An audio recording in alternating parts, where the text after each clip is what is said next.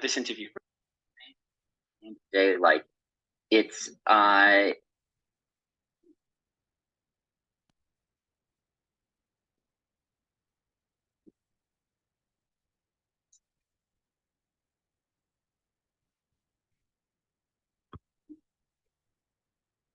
you know, and I feel like I don't know if that's the least that I can do.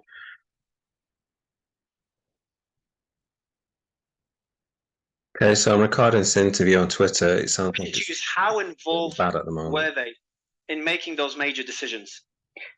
I mean, to some extent, I think that there was.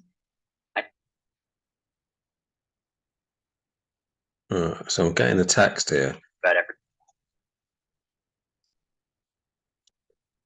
If I can make that bigger.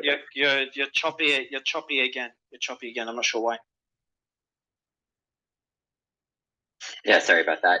Maybe go somewhere with a better internet connection. It's not the. Yeah, like the USA instead of the Bahamas. But anyway, it should be good for now. So yeah, I think like at the end of the day, look, I was CEO, and like that means that one way or another, like what happens is my responsibility, and you know, I'm the one person who doesn't get to say that. Damn you. This is going to be rubbish, this interview, because whatever, that wasn't sort of like, you know, that wasn't in. I did massively screw up in. I wasn't on top of shit. I wasn't on top of some of the most important things that I should have been. That's on me. And you know, I don't think. I think no one was really on top of, you know, international position risk management, and you know, a lot of people could have been, but I was the person who should have been responsible for making sure that someone was. How involved were you on the Alameda side versus the CEO and co-CEO at that company? I haven't really been involved in Alameda for a number of years, and I get like, you know, periodic high level you know, summaries from them on some of what was going on, but I haven't been making trading decisions there. I haven't been making day-to-day decisions there. You know, I hadn't been paying much attention to it, and part of the reason that I had been paying so little attention to it was out of, you know, frankly, out of a concern about conflicts of interest. I have a follow-up question on that. Yeah, if we don't. So Kim, the way we structured it is, so we've got a list of questions, me and Chet, that we've prepared, and then we'll give the mic to the rest of the stage to ask follow-up questions.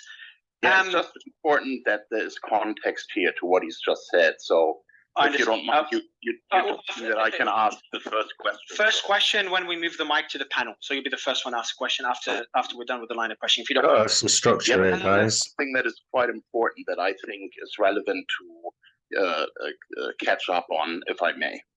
Oh, I'll let you just add this comment, please, and I will go through the line of questioning, please, Kim. And keep it short, if you don't mind, please. That'd be a good question, Kim. So Caroline Ellison, the former CEO of Alameda Research, says that you knew that FTX customer deposits were misused.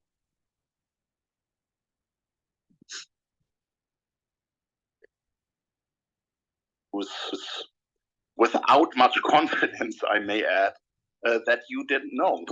And by saying that, you are basically throwing Caroline under the bus, because if you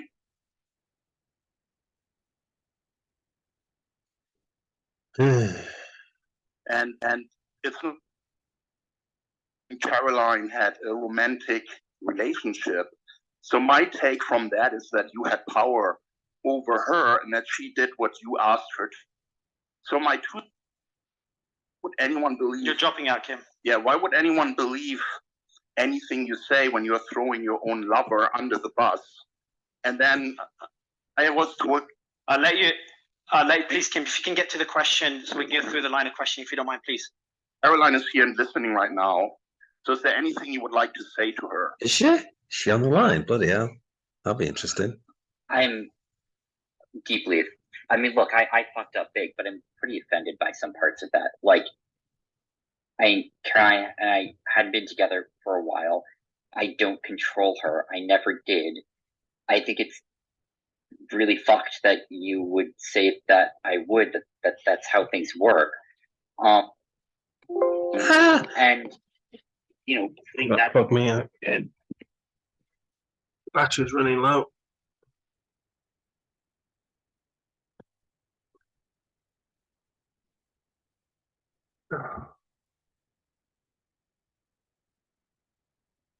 aside for a second, like, I How's my plug socket down right?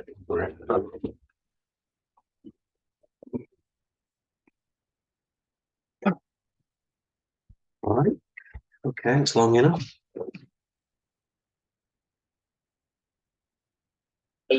wasn't super involved in Alameda. I was not involved.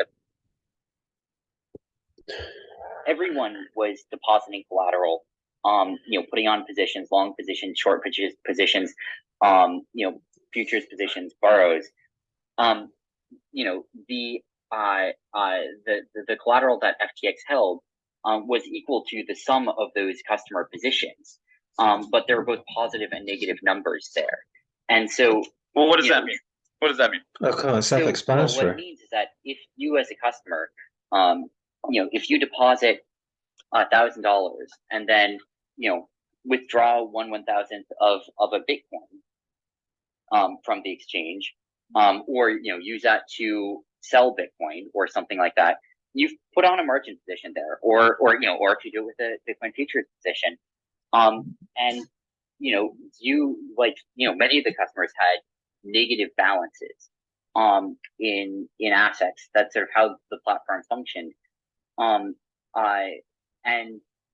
but my question is, if I deposited Bitcoin into FTX and intended to trade with it on the exchange, or use it in the derivatives, wherever it would be, would I be able to withdraw that at all times, 1-to-1? So the way that, I mean, the way it worked, again, everyone had deposited collateral and people were borrowing and lending from each other on the platform, those assets, and withdrawing them.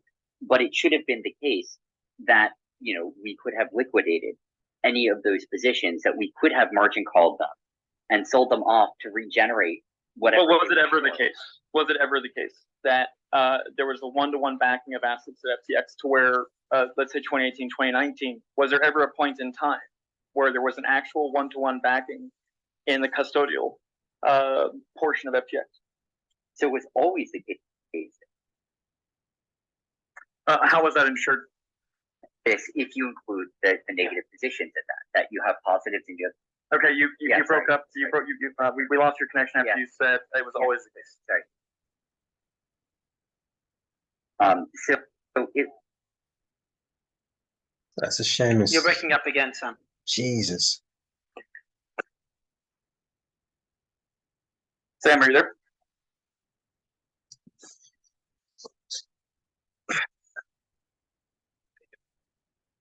Well, it's not going to be very good if it breaks up and he's gone. He's rugging the space just like you rug his customers. Can you see the can you see him? Hello? Chat on stage? Yes, you're back. Okay, we can hear you again. Sorry. Is your connection fixed up? Yeah, it's not a connection thing. It's when my phone gets the notification that it cuts out for a second. Okay, do you wanna, if you can, put it to don't disturb or turn off notification, that'll be good. All right, give me a second. And just a reminder for panelists, if you don't mind, we'll open up the mic for the panelists after the questions, please. Go ahead. That's a good idea. Okay. So you were telling us that it was always the case. Well, that it was always the case that, you know, the customer balances you know, were equal to the assets, as long as you count the negatives as well as the positives. That if you add up all of the customer balances, positive and negative, that those were equal. I think the Kraken CEO mentioned this, saying that the problem is that there are both positives and negatives. CZ was the nature of it was a lot of nonsense. This Merkle but trade. It should have been the case that at the end of the day, we could have margin called any of those accounts and been able to liquidate them in time. You did have auto liquidation procedures in place for many accounts at FTX, correct? That was actually part of the system. That is correct. That is correct. Okay, I'll get to that a little bit later because there's a little bit deeper dive on that. When did it stop being the case that customer assets were actually backed one-to-one? Well, it never stopped being the case. Well, it has to have stopped being the case that if people can't withdraw their money, then it's not one-to-one. It never stopped being the case in the context of the fact that there were both positive and negative balances on the exchange, and that if you added all of those up, it added up to the same set of assets. But because there are negative balances, because there are people with borrowers, there are people who are short, that meant that the total amount of assets was not the same as the gross sum of all of the long positions put together, which meant that in order to be able to allow everyone to withdraw all assets from the venue, you would have to settle all contracts and close down all open positions and all open margin positions that anyone had. That's the nature of a margin trading exchange. But to that second point, there's obviously a really big failure there of risk management, and that's on me. Surely And is. you said that FTX is what you paid the most attention to. Yep. So much so that you claim you couldn't track Alameda's compliance properly. Surely, though, you had the time to be checking, on the balance sheets of the company you were laser focused on, right? Like watching the statistics on trading revenues could not have been taking up so much of your day that you didn't have the ability to oversee compliance and user funds. So I'm not sure what you mean by compliance in context there, but compliance to legal laws, fiduciary responsibilities, risk management. Sure. So He still doesn't I understand. think that first of all, I absolutely could have and deeply wish that I had paid a lot more attention to risk management. Like that was a deep failing, and it was a really embarrassing mistake for me to have made. And I think it was No shit, Sherlock. part of me getting a bit less grounded, and of me starting to get distracted from all of the details of the company. There are still some I was paying a lot of attention to, Too much but playing not League of as many Legends. as could have been. And I was paying too much attention to higher level things, League of Legends, strategic goals, rather than spending as much energy as I should have, as I absolutely should have, on. And you've stated that the markets plunging were a large part of why FTX had to shutter its door. That's essentially one of the reasons. You gave two reasons, right? One of the big reasons is you said the market's plunged. But if the funds are back one-to-one, changes in the market prices versus the dollar have zero impact on being able to withdraw funds if it's set up properly. It just needs the dollar. It just means the dollar value of those funds has changed, correct? So technically, that's not a real reason for why people weren't able to take it out. That's a failure. I think that's not actually how a derivatives exchange works. On a derivatives exchange, you can look at the clawbacks that a lot of exchanges had back in 2018, the really frequent clawbacks, and the core problem that was going on there was, in order for everyone to be able to realize what they think they have, you need to be able to close down all positions on the venue such that no accounts end up net negative. So you need to be able to take every single account, in theory, liquidate them, close down all margin, all futures positions, such that there are no negative numbers or positions or balances anywhere, and do that. And if you have a long position, if some user has a long position on the exchange and markets start crashing, at some point that position is going to be underwater. And at the point where that position is underwater, that means you aren't going to be able to close it down while still leaving that account with a positive balance. But it shouldn't be able. It shouldn't be able in a properly managed environment for it to go underwater, right? Essentially, because if we're to look at your terms of service, which says that you can't loan out user funds, it shouldn't be possible for those user funds to end up basically being loaned out to those markets. So that was one piece of the terms of service, but there are many pieces of the terms of service concerning other parts of the exchange. Yes, that doesn't change that parts of the terms of service. Yeah. The fact that there are other parts of the terms of service doesn't change the paragraph of the terms of service that says you can't lend out the depository funds to FTX FTX trading, and FTX trading could not move them to be traded. And now, granted, when you spoke with Vox, or the reporter at Vox over there, you seemed to indicate that, in fact, funds were lended out from FTX to Alameda, and Alameda then made the trades, and therefore that's why you're able to kind of make the statement that FTX wasn't doing an investment. So the parts of the terms of service are overridden by other parts of the terms of service. How can that be? I don't know if that was part of the. I don't know exactly. So was it your intention to use user funds, customer funds, to lend out to others on the platform without their consent? So if you imagine any futures position that a customer had on the platform, that is a situation where, in order for one side that has a position on to be able to be made whole, it has to be the case that the other side is able to close down their position, that those mark-to-market gains that they have are conditional, and that they're credited with on the platform are conditional on us being able to liquidate the other side of that futures contract without that account going under. The same is true of all spot margin positions on the platform, and that was spelled out in the terms of service if you read the full terms of service. And so there's that piece of it. There's a lot of other things going on as well, and so I don't want to say that was the only thing that went wrong. It wasn't. Okay, we'll go deeper into that a little bit later. You were the majority stakeholder by a wide margin. I've just got two quick questions. Go for it, Morgan. Chet.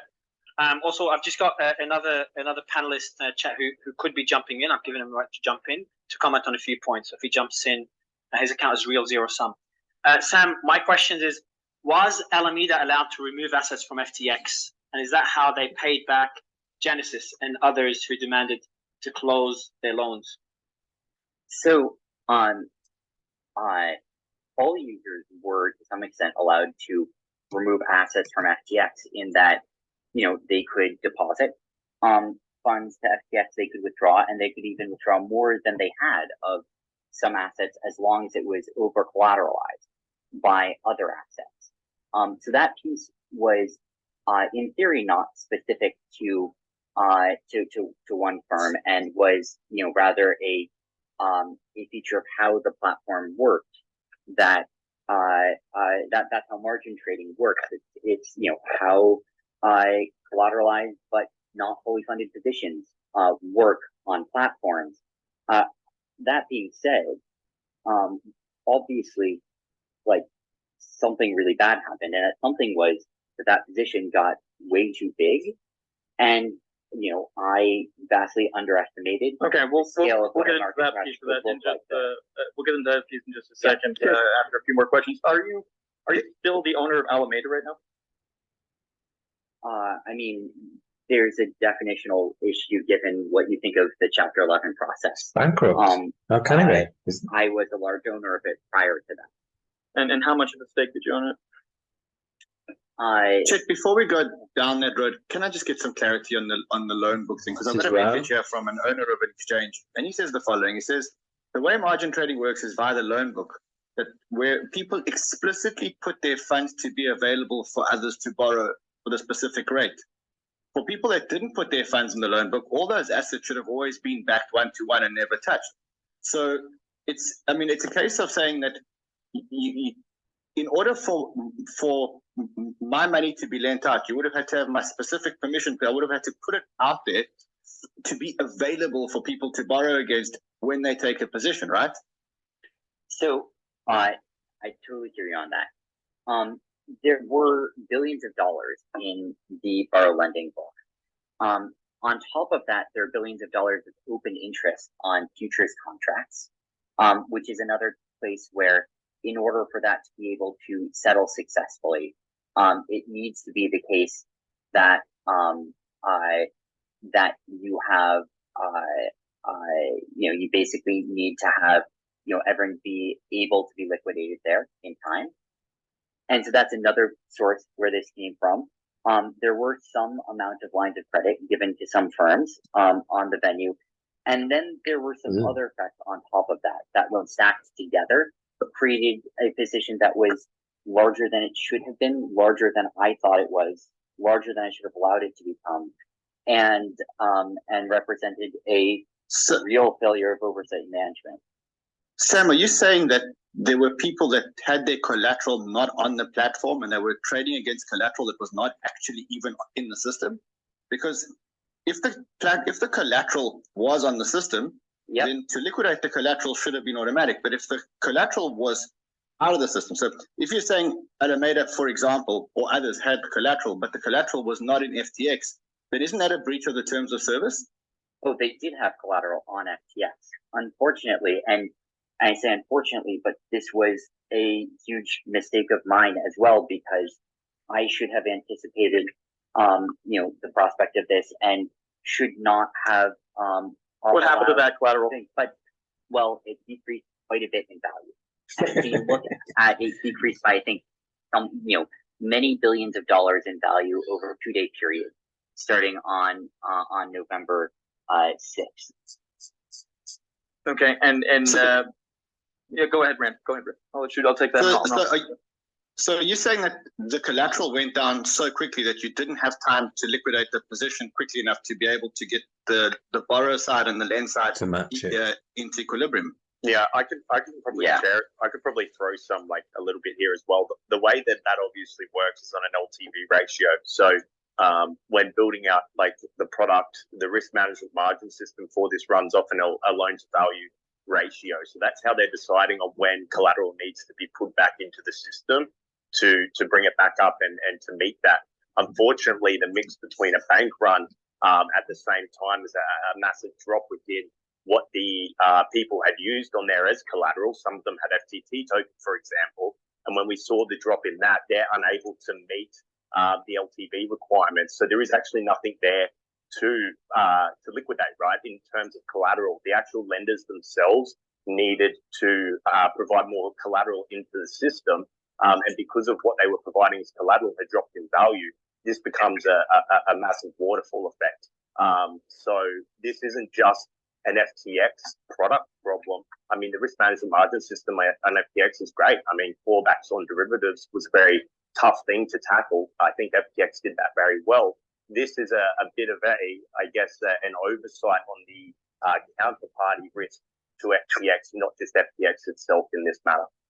If Sam could probably correct that, that's obviously there's more factors than just the management on FTX's Don't side. know why this guy's answering the question for some Bankman free. In which what they collateralize their instruments on FTX against.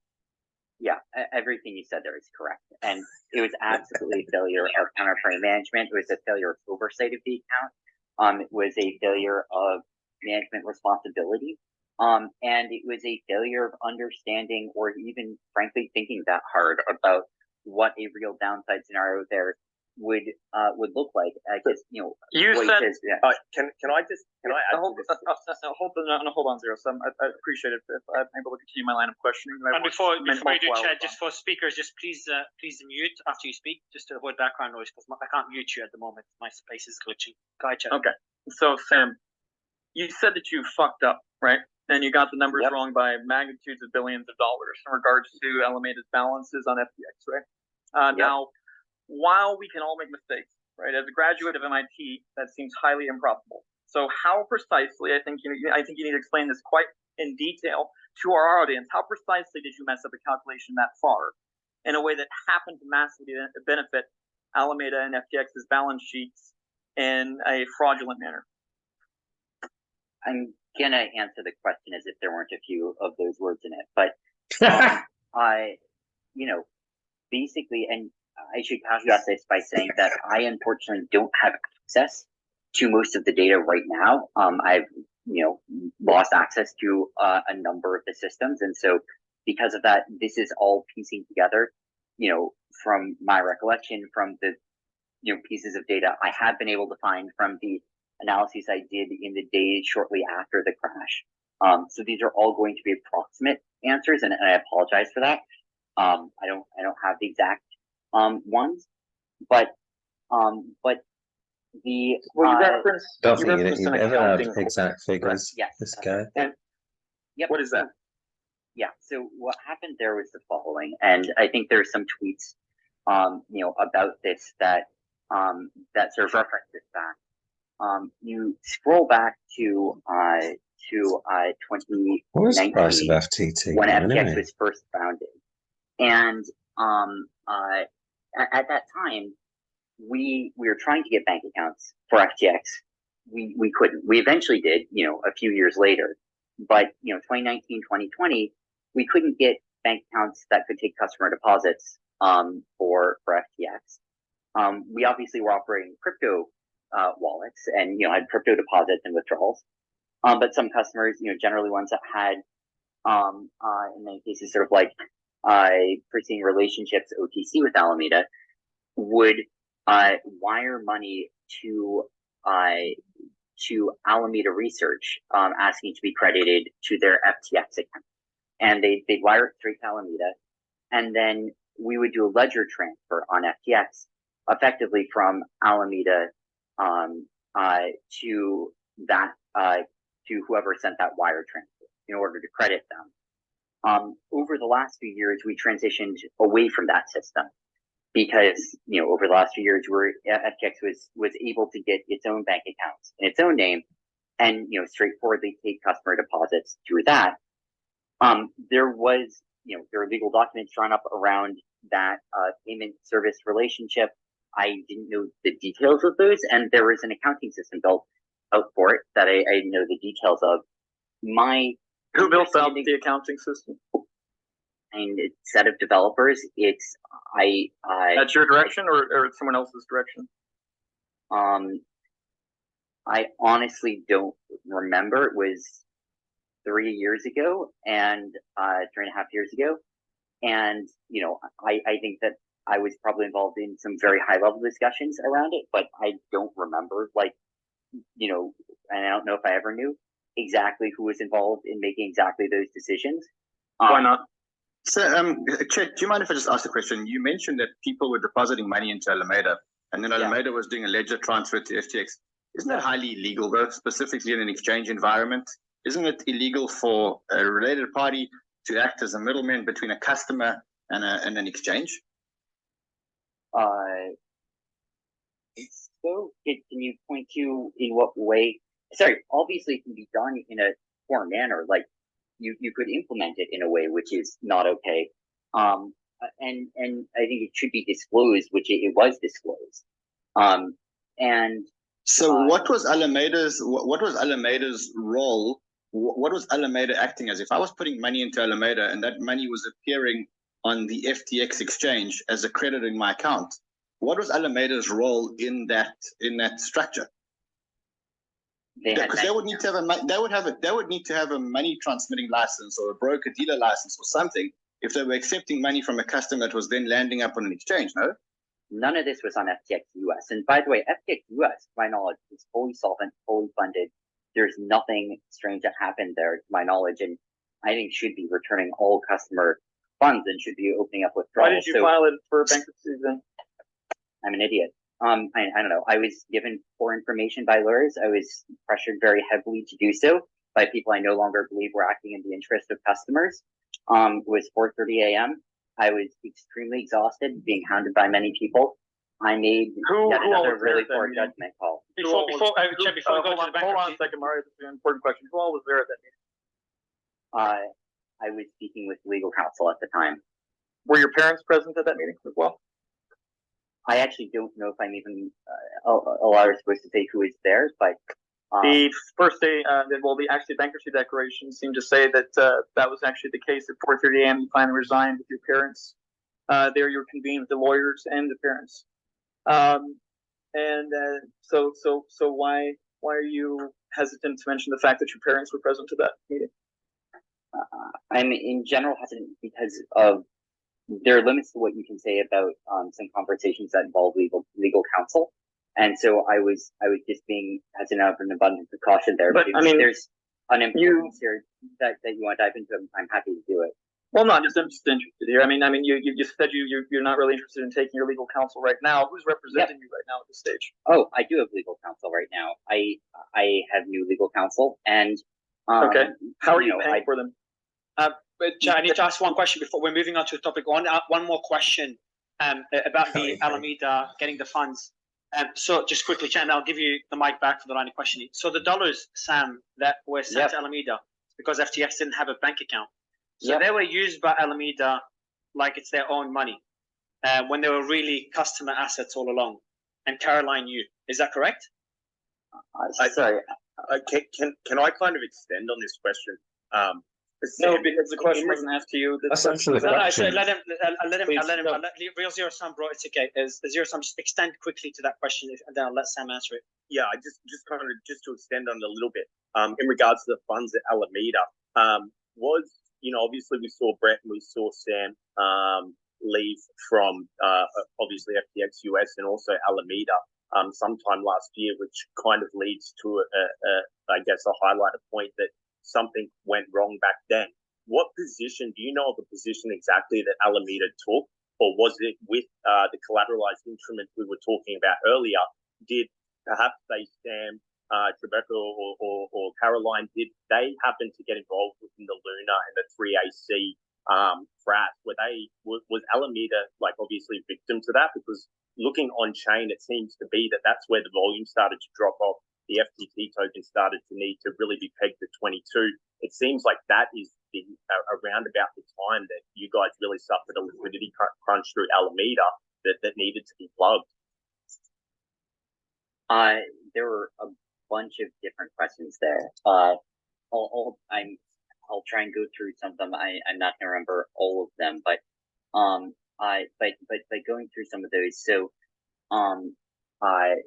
as for why Brett and Trevino left, I don't think it had anything to do with this. I think then they can talk for themselves about why they did. But from my from what I knew, I think it was entirely. I think it was personal. In terms of talking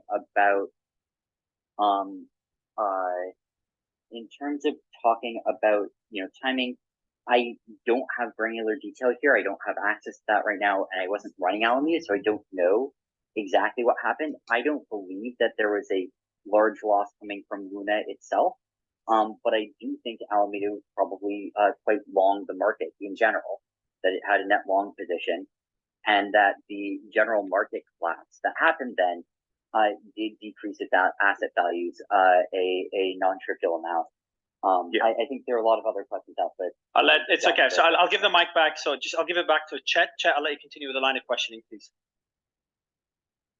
All right. Now you've claimed that Alameda's trading ties with FTX had lessened significantly over the years, correct? Yeah. Yet data from Arkham Intelligence and reviews of public blockchain records show that over 50% of Alameda's deposits and withdrawal volume since early 2018 had gone through FTX. From all data analyzed prior to August 31st of this year. Their data also shows, quote, 22% of on-chain deposits and withdrawals to FTX digital wallets interact with wallets belonging to Alameda, close quote. And Anchain.ai was also able to reveal that from June 1st till July 22nd, Alameda's known wallets were the largest stablecoin depositors and sources of liquidity to all of FTX's known wallet addresses. And your firms were made aware of this data, correct? So, just to kind of jump ahead of some of this, I think those are all very similar statements. I prefer that you just answer the question. Were your firms made aware of what I just asked? I'm not sure. I was vaguely aware of some things related to that. Bloomberg reached out to Alameda on September 14th about this, did they not? I wouldn't know. I'm not Alameda. But you own Alameda. You wouldn't have been consulted on any press. You weren't consulted on anything that had to do with press in Alameda, ever. Is that your claim? I don't know that I can make a statement about ever. I can't remember having been consulted on many things related to Alameda press. I don't remember this particularly coming up, and I think I may have been. Well, but you just said a few seconds ago that you remember something kind of like this. Sorry, I remember chatter about some things like this in the crypto ecosystem. That's interesting because you just contradicted yourself. So this means that you would have been aware of an issue already ongoing at a minimum as far back as September. If we're to believe that you didn't know anything prior, right? So why would this not cause you to look deeper into something that would appear to show years after you claim the separation of waned that Alameda still had too much power on FTX trades. So can I answer the question now? Yeah, go ahead. Chet. Please allow Yeah. Sam to answer, please. Chet. Go ahead. Yeah, Okay. that's but yeah. Go ahead. Thank you. So, I'm not surprised by the fact that Alameda was a large fraction of stablecoin deposits and withdrawals on FTX. That doesn't surprise me at all because Alameda was, first of all, a large fraction in general of stablecoin deposits and withdrawals and activity in the crypto ecosystem. But second of all, specifically did do a lot of cross-chain conversions of stablecoins with and through FTX. So in terms of raw notional of blockchain and particularly of stablecoin deposits and withdrawals, especially just in a sort of like zero-sum way where there'd be some deposited, some withdrawn, that doesn't surprise me that Alameda had a significant footprint there. However, and in retrospect, I certainly wish that I had done a much deeper dive into Alameda's positions and balances and the history of that on FTX, and that was absolutely a huge oversight. Why didn't you when there was chatter about this though? So the comments that I had been making were around its trading activity. And Alameda's trading volume on FTX had dropped from something like 45% of volume in 2019 to something like 2% of volume in. And is that public record? Is there any way to verify that claim? I've said it many times. I don't know how one would verify it publicly. Okay, so it's just your word. Okay, go on, continue. You could ask the relevant teams. You could ask the Chapter 11 team for that data. You could ask anyone who has looked at that data. You could ask I've just many DM'd. you could look at the files that we submitted time and time again. Chet, I've just DM'd you as well the data now, so you can check your DM. So go ahead, Sam. Yeah. So from a trading and volume perspective, it was the case that Alameda had become a fairly small fraction of FTX's overall activity. Now, obviously, that was not true, as it turns out, when you looked at Alameda's positions on the exchange. And again, like, I've made a lot of mistakes here, and that was certainly one of them, was not paying more attention to balances and positions. I was looking at volume because that's what drove revenue, and that's what to me seemed to be driving like business growth. And so I was looking at volume broken down by by account, but also by geography, by source type, by product, growth over time relative to other venues, and there is nothing that was a real. There's nothing alarming happening in those trends. Obviously, in terms of positions, there was. In terms of the on-chain deposits and withdrawals, that's actually, I think, a little bit of a different thing, which is neither of those two. And I think it is related to the fact that, Alameda used FTX to convert between different stable coins a fair bit. And also, there were a lot of, so one thing worth noting here is a lot of the relevant wallets got misidentified on things like Chainalysis between Alameda and FTX. And some of these wallets were basically what FTX was using to convert between two different stablecoins. So if a user, deposited a lot of BUSD and then wanted to withdraw USDC, there'd have to be basically, and if the reserves were mostly in BUSD at that point, there'd have to be a redemption of USD and then a creation of USDC, which would be sent back. And so that activity represented a fair bit of blockchain-based stablecoin deposits and withdrawals to and from FTX, although it was fairly separate from the rest of what was going on. And what way were you protecting? Sorry, Mario, stop that. In what way were you protecting customer assets? Sorry, are you? When you say what way was FTX protecting customer assets? Which way did you ensure the protection of customer assets? So there were some ways that we did. Obviously, there are ways I deeply wish that I had done way better at and deeply regret what happened. The ways that I had been focused on it the most had been looking at a combination of basically of like looking at the cybersecurity side, ensuring that there weren't, hacks on the wallets, keeping a, counting of the assets, making sure that that didn't deviate from what, some balances was, getting, gap audits at the end of each year, and also just dealing with, frankly, a lot on the fiat deposit withdrawal side, where customers would be trying to send money to and from the exchange. And you just mentioned auditors there. Who audited your finances? It's so I'm not 100% sure if it's public who that is. I can say so after, presuming that it is. I think was Trader Metis a that is correct. auditor? Okay. And what are the I'll give Ryan. Ryan's gonna ask a question. We'll give it back to Chad. Finish what I'm saying here first, and then go ahead. The interruptions really aren't helping. Where were the headquarters? It was a US-based firm. Okay. And now, the Bohemian Securities Regulator issued a statement on November 17th saying they ordered FTX to move, quote, Bohemian funds on November 12th. Is that correct? There is a statement that was fixed. I don't remember the details of it. Okay. And were you able to, you were the one who functioned this out, according to your statements to, pretty much everyone over the past few days. You functioned this out. Were you able to do this as you were still the controlling owner of Alameda and the debtor, or what gave you the capability to do this after the Chapter 11 was technically filed? I don't believe that I've confirmed that as the one who did it, because I was largely not. But in addition to that, hold on a second. You have stated in your interview with Tiffany Fong just a few days ago that you in fact told them of your intentions to do this at least a day prior to them even making a request. Is that correct? Sorry, intentions to do what? To move the Bohemian funds.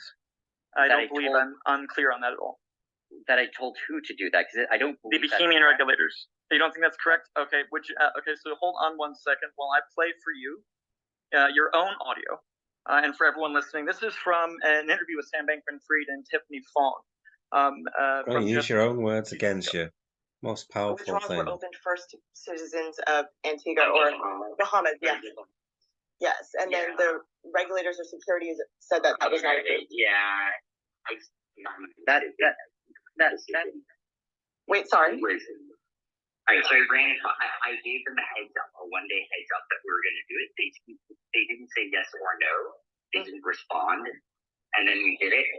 The reason I did it was it was critical to the exchange being able to have a future, because we're on them right now, and you do not want to be in the country with a lot of angry people in it, and you do not want your company to be incorporated in a country with a lot of angry people in it. And so it was, realistically speaking, shitty, but the pathway forward for FTX involved Bohemians not being pissed at. Because I guess it could have been looked at as insider withdrawal sort of thing. Oh, it wasn't insider withdrawals. No, this was trying to meet a regulatory pathway forward for the exchange. Just to kind of appease the citizens of the country that you're currently in, basically. And that the company was about to be assigned a provisional liquidity. Okay, so that seems to directly refute what you just told me, does it not?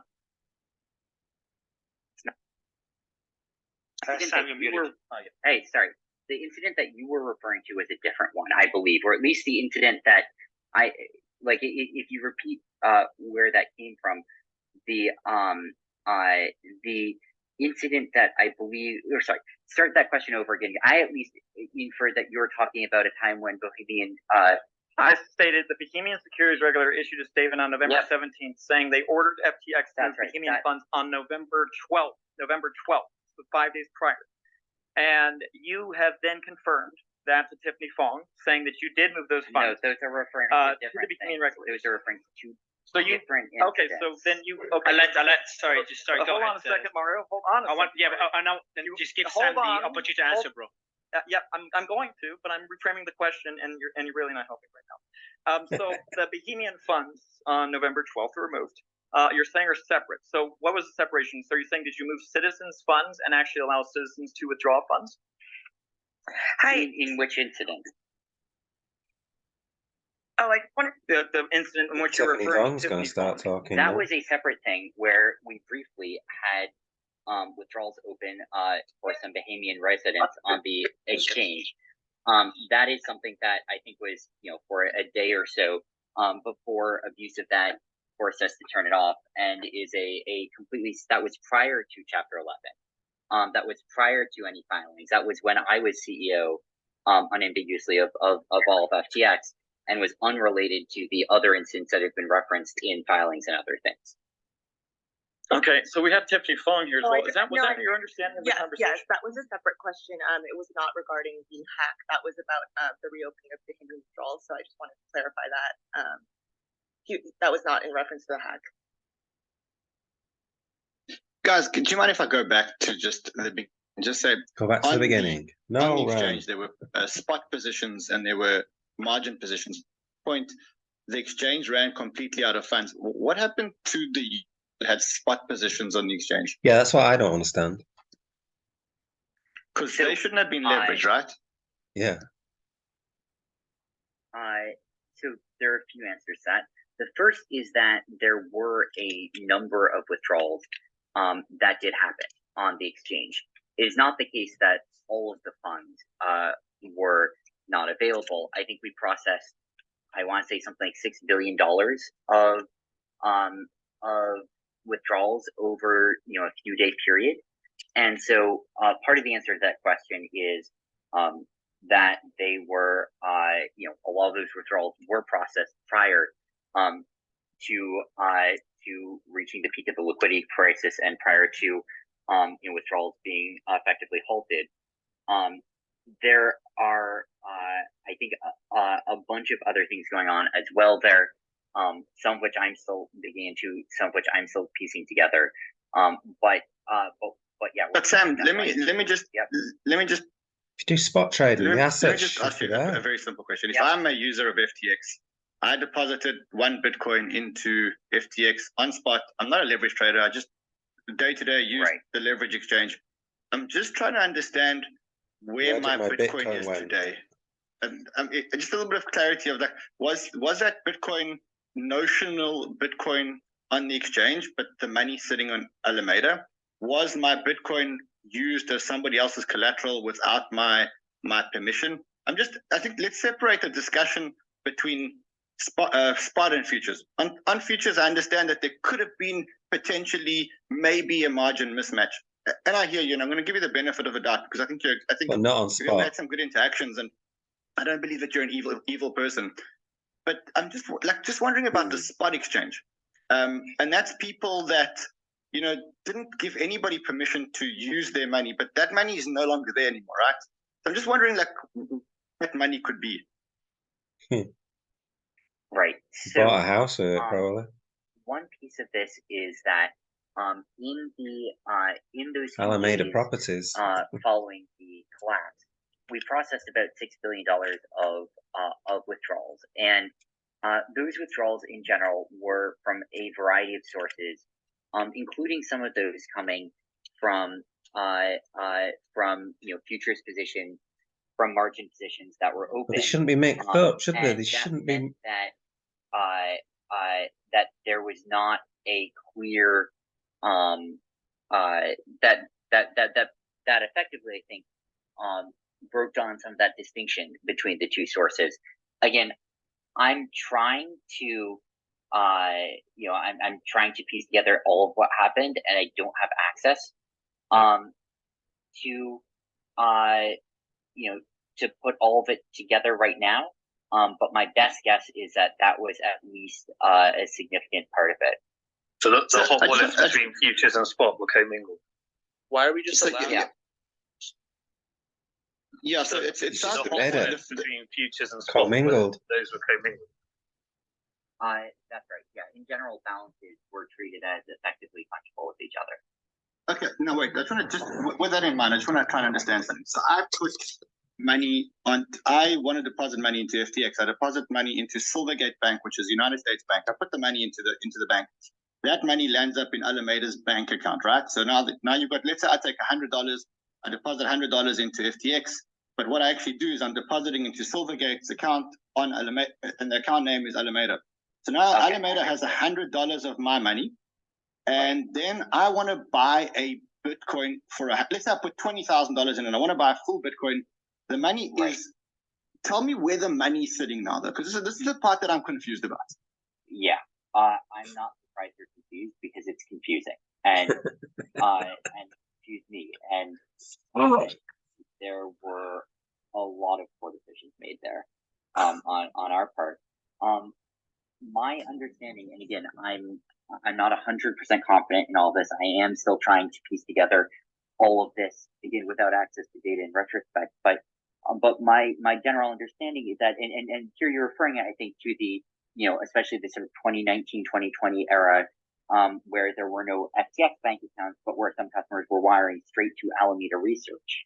I'm trying to work out if the money ever left Alameda and was stored in a custodian somewhere else, which really represented a balance on the exchange, or whether there was a money deposited into Alameda, which we'll talk about in a second, and then you just gave me a notional balance on FTX, which was just a digital number on a screen, and you let me use that money to trade potentially notional Bitcoin, because actually I didn't have physical balance on the exchange because the money was sitting in an Alameda account. That's the part that I'm trying to understand. Right. Because that would make sense as to why Alameda had so much money to invest in projects and FTX didn't have any money to pay out to customers, right? Yeah, so I believe that was part of the story. And again, I'm not 100% confident. I'm obviously that's what's happened. That what you said is effectively part of what happened. I'll give one caveat to it, which is that I believe there was a ledger transfer away, it wasn't just a pure crediting of the customer on FTX. There was a transfer from one account to another, but that debit didn't clearly show up as a debit on Alameda's main account, and so did not clearly, add on the dashboard the risk of Alameda's position, which is one of the things that led to me being surprised by the size of the position. Because that makes sense as to why there were no more Bitcoin to withdraw, where customers like that I know had Bitcoin balances, because those Bitcoin actually didn't exist, because it was just a notional. You were just notional tokens that didn't actually really exist. Or another way of phrasing that. Because otherwise, you would have had to have the USDC somewhere. Right. Yeah. I believe that what you're saying is in fact part of what happened. Chet, do you want to continue with your questions, man? Well, we know that happened. I mean, so just to continue here. So when you're saying, I do want to go back to those funds that you moved to the Bahamian citizens. When you moved them, you were already aware of the issues of liquidity, correct? So when you say move them, this was a question of which withdrawals in which jurisdictions were open when. There were other jurisdictions where withdrawals were open as well. It was not a single shut off on all process. But yeah, there were liquidity issues creeping up, and we had a staggered shut off effectively of withdrawals. There was not large size for what it's worth that went out there. Nearly the entirety of the withdrawals that we processed, I want to say something like 95%. I think more than 95% of the withdrawals were all done prior to any shutdowns. But there was a little bit left that came out from some jurisdictions, the Bahamas being one, Japan being another, given that Japan has segregated assets, and there may have been one or two other jurisdictions as well. Why did you allude to saying that you moved those funds to appease Bahamian authorities by ensuring that Bahamian citizens wouldn't be angry at you for losing their funds, specifically in this context? So he wants to stay in Bermuda. It's a question of whether to Bahamas, and it was account choosing whether or not to initiate withdrawals. I wasn't initiating them, but yeah, that was one of the jurisdictions that we were last to turn off withdrawals in. That is correct, and it felt appropriate given that was where our primary regulator was. That's where our headquarters was, and but after it only got stoned to death. Started to see signs of people trying to abuse it, and we shut it down. Sam, just one question. You guys, Go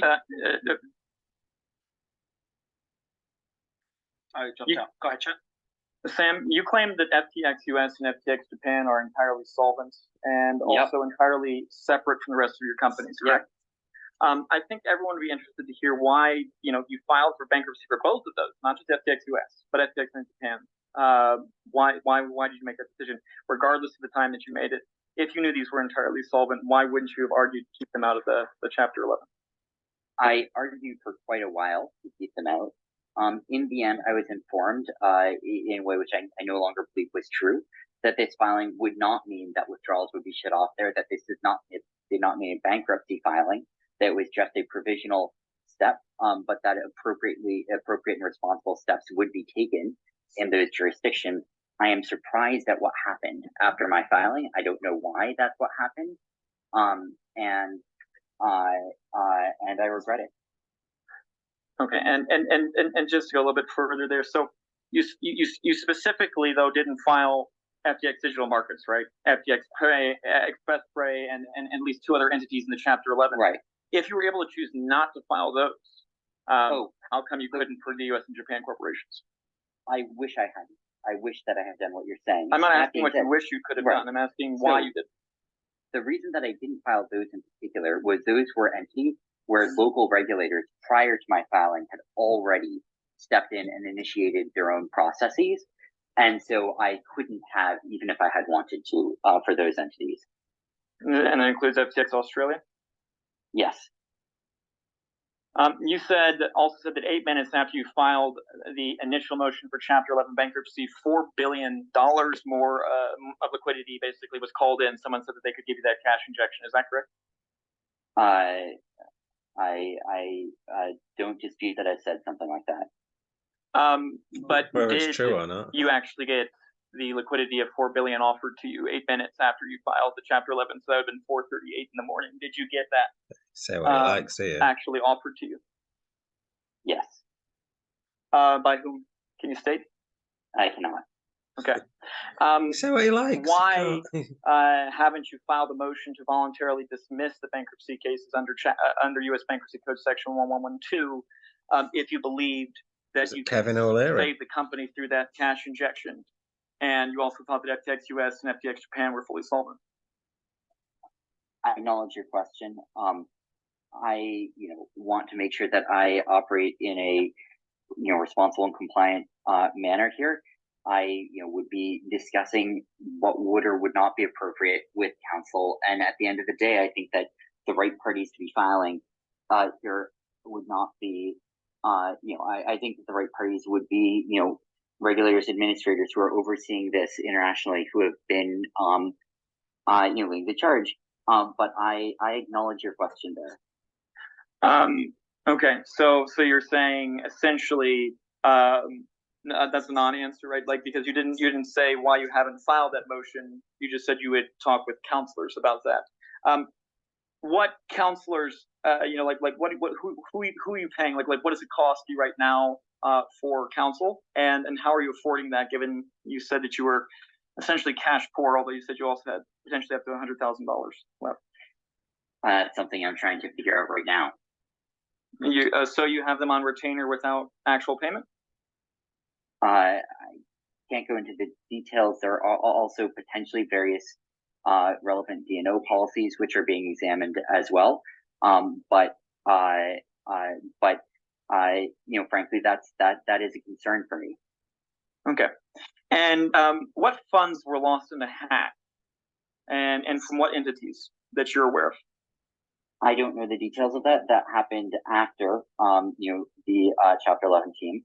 Okay. But I think to my knowledge, this sort of on-chain analytics, as long as you don't count as long as you make sure to distinguish between the various custodial processes that were taken, then to my knowledge, have done a decent job of tracking what that was, but I don't know a ton more than that. Okay, but you said that FTX US lost $250 million in the hack. That was a statement from you. Correct? When did I say that? You said that in the past few days, literally. So, so if you said that FTX lost $250 was a hack, where are you getting that information from? So I would be surprised if I'd said that it had done that. I think I wouldn't be surprised if I'd speculated that maybe the notional of it was something kind of similar to that based on what had happened on chain, but I don't think I know exactly how much it was or from exactly what entity. Okay, but if you're assuming that much, and Arkham Intelligence also reported that around $204 million of funds were moved off of that U.S. exchange to Alameda just a few days prior to the bankruptcy. Does that mean there's a plausibility of a $500 million hole at FTX or at US, or does that mean there's just plausibility of $250,000 hole?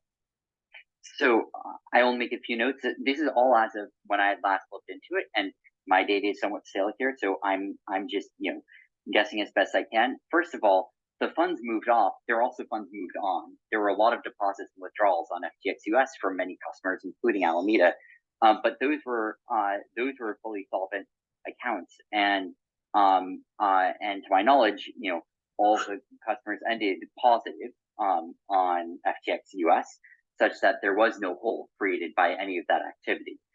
There's not an equivalent to what happened on the international exchange, so that part would not contribute to it. In terms of the hack, I don't know how much that came from FTX US. I might be knowable from looking at on-chain activity. I had believed FTX. And he's gone. I've lost his audio. Is it just no, it's me too. Oh, sorry. Yeah. Oh, you're okay, back. Sorry, Sam, we Sam. lost you there for about. You lost you there for about 10 seconds. Yeah. Yep. Sorry, I'm back. But I had and basically to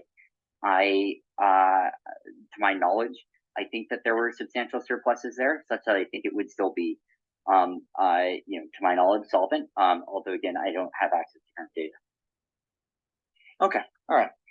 And hold on that point. Sorry, on that point regarding the US customers. So I know Altcoin Psycho pinned a tweet, and I know many people that are in very similar positions. He says, "What about the thousands of customers who did an ACH withdrawal pre-bankruptcy announcement and never received their money in their bank? Surely, if FTX US was fully solvent, the bank account used to process the ACH withdrawals should have continued processing." Are these ones that were processed shortly prior to that, or that were before? Yeah, just shortly prior to the announcement, there were a whole lot of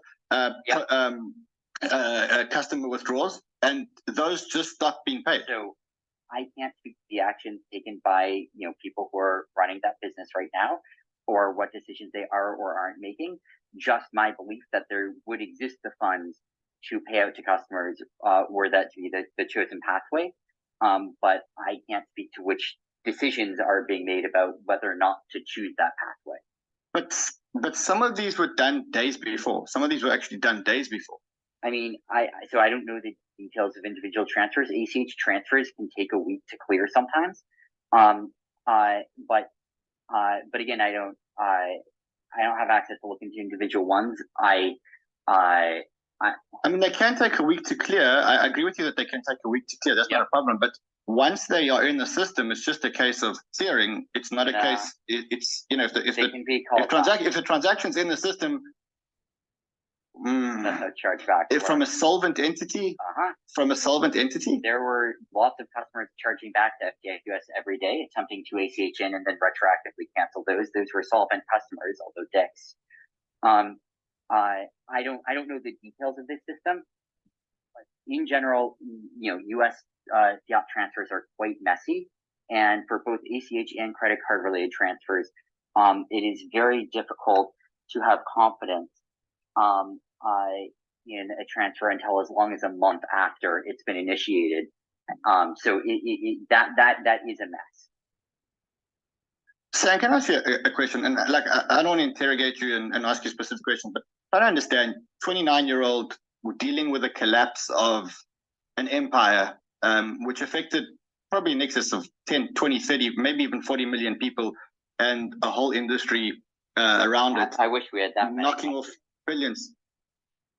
But still, I mean, your customers, etc. But okay, millions of customers. Trying to understand, as a 29-year-old, who was around you? Who were the 5 people that you were calling and speaking to? And I'm trying to get a feel for the type of discussions that were happening as this whole thing started to collapse? Trying to get a feel for what are the top 5 numbers that you were calling, and I'm trying to get a feel for what they were telling you to do. So it's a good question, and there was a group of employees working around me to try to do what we could. I was calling a number of prospective funders to investigate potential opportunities to. But who were your confidants? Who were the people that were guiding you? Like, I know when something happens to me, I've got 5 people in the office who are really close to me, and I know who they are, and they're partners, and they know that they're brothers for life. Who were you phoning? Were you phoning Caroline? Were you speaking to Gary? Gary, and Gary being a childhood friend and a co-founder as well. Sam, I'd love to know more about his involvement. So I mean, I was calling basically, and calling or speaking to in person. Primarily other core employees of the company, other employees who had relevant stakes in it, who had relevant thoughts. But it was as the core employees were the bulk of who I was counseling with. Then I did call some external advisors, a few key investors.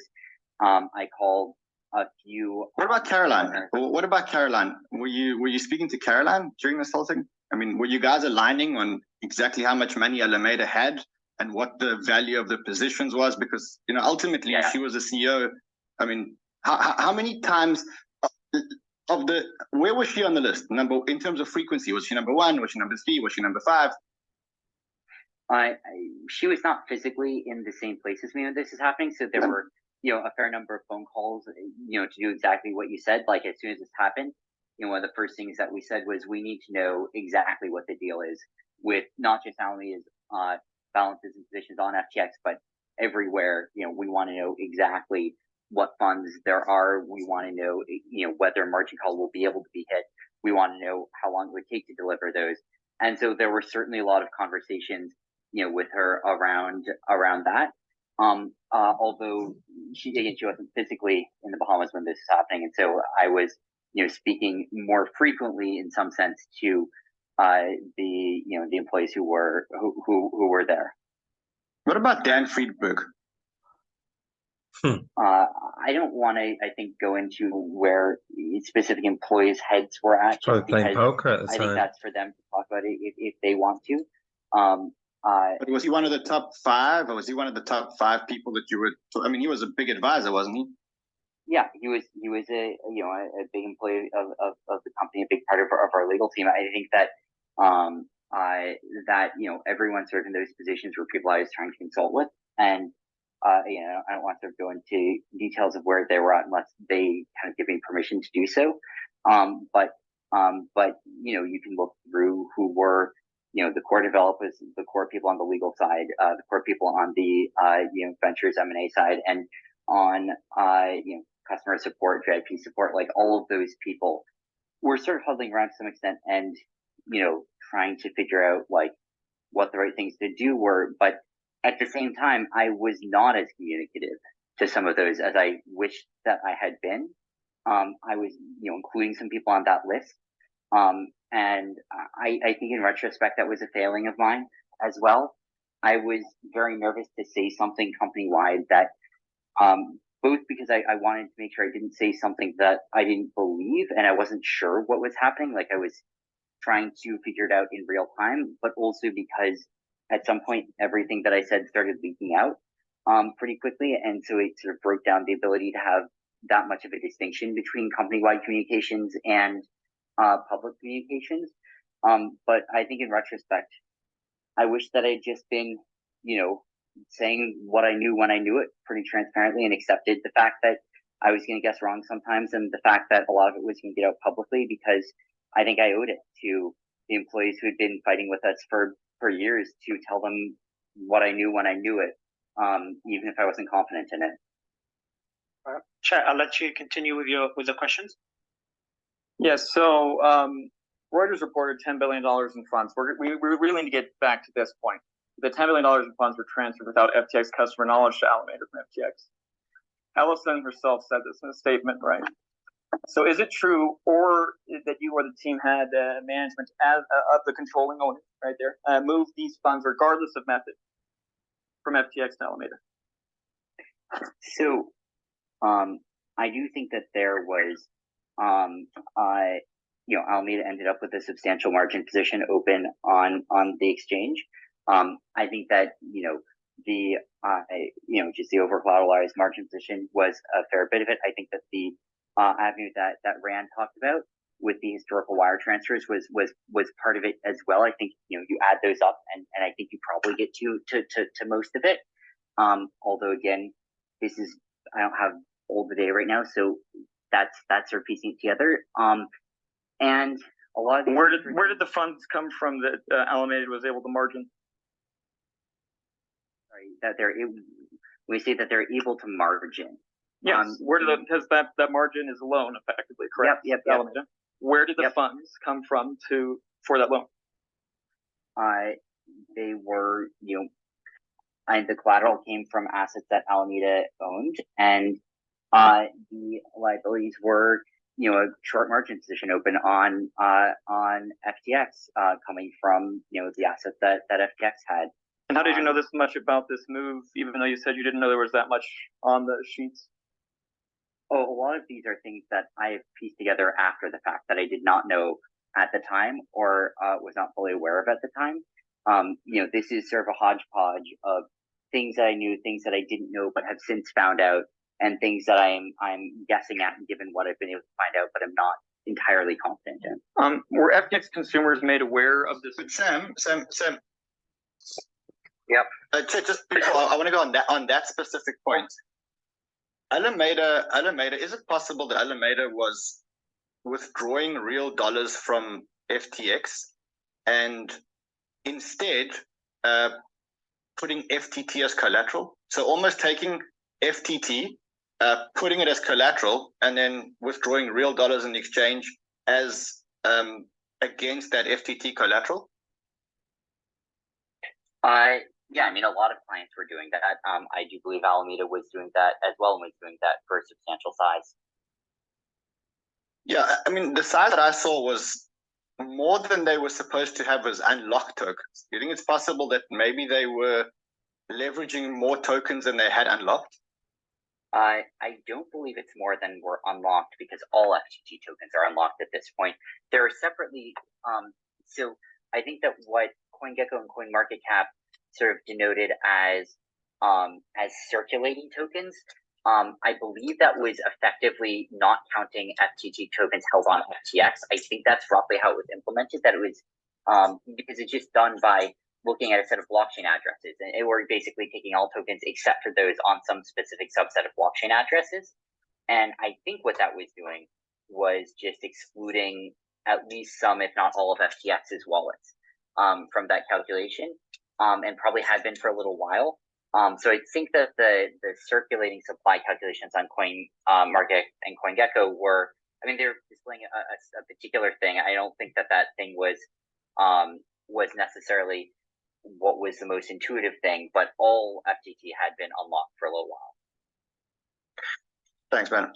And you stated in your text, leaked on Vox, that you knew deposits from FTX consumers were essentially lent out to Alameda, and that Alameda then invested with these funds, correct? Something roughly like that.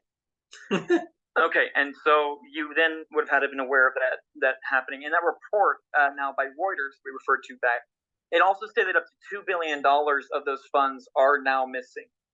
When Reuters asked you about this, no clarity was given. In fact, you responded with 3 question marks. So I'm asking you in front of our audience here, the live crypto audience here, where did that $2 billion go?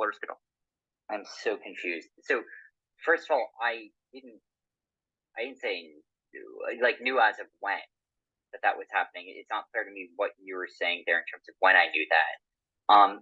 But I'm not sure that I asked you a question, Sam. Can we just stick on that? I'm trying to keep this to where we can keep it very cordial and really inform the audience. So, in that report, it said $2 billion of those funds are now missing, right? From the 10 billion, they're released up to 2 billion, at least 1 to 2 billion gone from the balance sheet, disappeared. No one knows where they're at. Where did that $2 billion go? I have no idea what that's referring to. Okay. So you had no oversight of that much money being able to just disappear from one of your firms?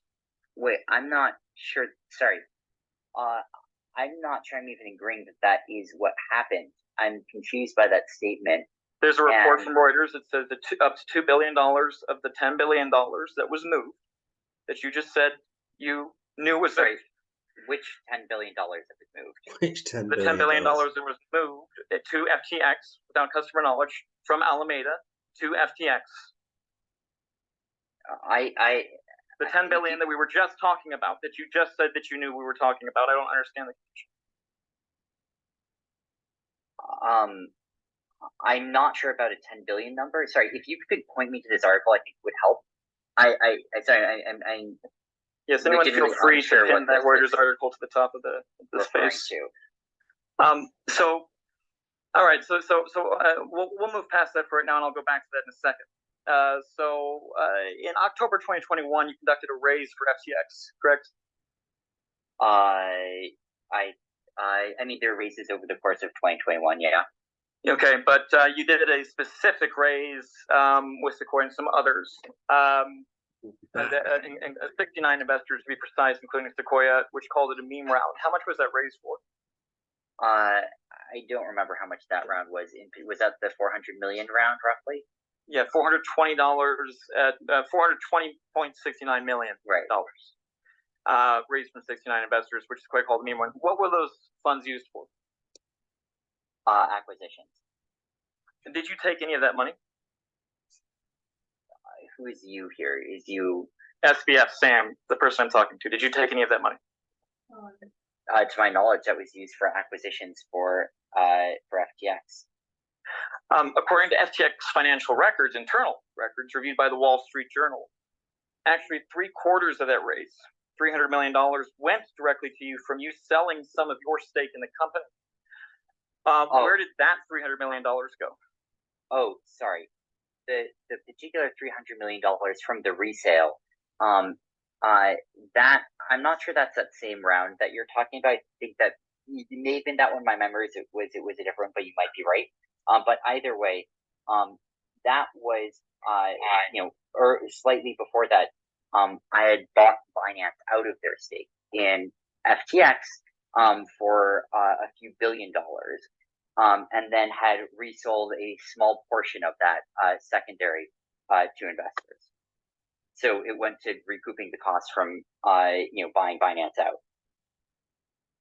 Okay, and you said you didn't conduct any risk management at FTX and Alameda in all essence. When you said this in the New York Times Dealbook Summit yesterday, correct? I may have said I did I don't remember exactly how I phrased it, but I did way less than I should have. You said essentially there was none. When you pitched your firms to accredited U.S. investors, did you tell them there was no risk management in place? So there was some risk management in place. I myself did very little there. I wish that I had done way more, and I myself did very little in terms of appointing anyone to do it. Now, there was a lot of risk management that was in place in terms of automated risk management systems, but there was not, in retrospect, good oversight of this. That was a big mistake. I don't believe that I made any material misstatements to prospective investors, although obviously I can't, I don't have recollection of everything that I said. Everything that I said. What did you present to them as the risk management profile of FTX when you pitched to them? I don't remember. Was that part of it? I don't remember detailed conversations about it. I'm not sure there weren't. There were a lot of conversations that happened. I'm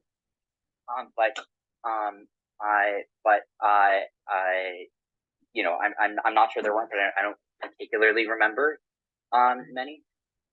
So there weren't a lot of due diligence processes that took place? And I think that there were due diligence on some things. I think there's a lot of due diligence done. My sense is that, oh yeah, sorry, I'm back.